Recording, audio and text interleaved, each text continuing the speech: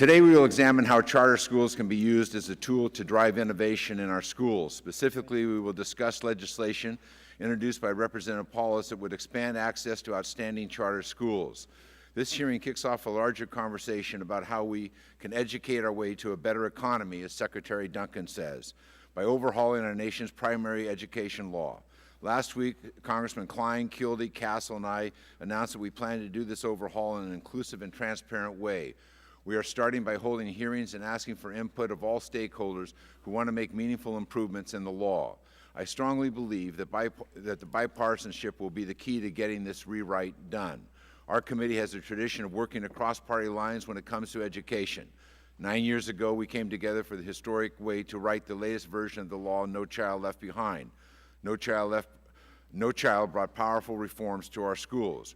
We made it clear then we made it clear that it was time to end the inequities and low standards that had come to exemplify schools in this country. We made it impossible for schools to mask the fact that too many students were falling behind. This focus on transparency and accountability has forced us to acknowledge some hard truths. It's shown how far we have to go to get our schools and students where they need to be. But we also know that the law didn't get everything right. We all agree, along with teachers, parents, administrators, and many others, that there needs to be significant changes.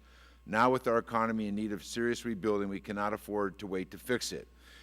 It's time to realize our vision of world-class schools that prepare every student to compete in our global economy. To get there, we need to be open to bold ideas to disrupt our current system. We have to pay attention to what is working in our schools and give other schools the tools to learn from those successes.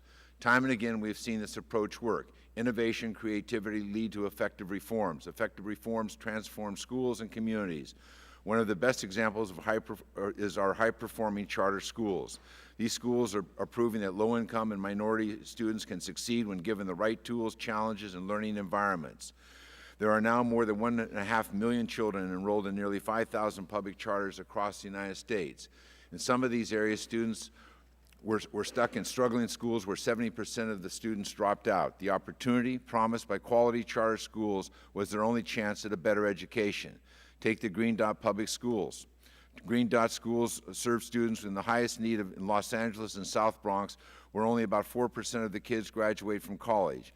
80% of Green Dot students graduate, and 80% of their graduates are accepted to a four-year college. Green Dot schools have their own teachers unions affiliated with the National Education Association and the American Federation of Teachers. Their job security is based not just on seniority, but how well they are teaching students. These partnerships show that teachers' unions can help lead the way to building successful charter schools. Successful charter schools are also welcoming accountability and data. They value strong principals and teachers. They support longer school hours and more school days to help students catch up. They engage parents as active participants in their school communities. These are strategies that we should be paying attention to, not just as we think about how to improve charter schools, but how to improve all schools. President Obama and Secretary Duncan recognize this. Their Race to the Top initiative prioritizes the funding for states that allow more charter schools. As a result, Illinois, Louisiana, Tennessee, and California have already changed their laws to be eligible. Another 6 states also advanced their policies to strengthen charter schools. We should do everything we can to support these efforts. Now, for all that the charter schools are doing outstanding things, there are also charters that aren't serving the students well and need to be shut down. Charter schools are not a silver bullet to fixing our schools. But I think that one of our witnesses in a recent hearing, Colorado's Lieutenant Governor Barbara O'Brien, put it best when she said that charter schools are research and development arms of education. If our goal is to build world-class schools, we absolutely need to look at high-performing charter schools for research and development to replicate what they're getting right. That's why Representative Paulus's bill, the All Students Achieving Through Reform Act, aims to do.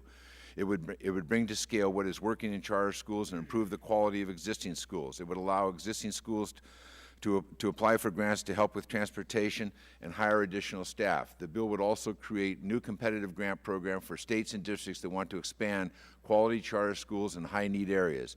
I'd like to thank Representative Paulus, who founded 2 charter schools in Colorado, for introducing this bill. I'd also like to thank our witnesses for joining us today. This is one of many this and many other discussions to come where we will discuss these issues raised here this morning and others and how we can improve No Child Left Behind.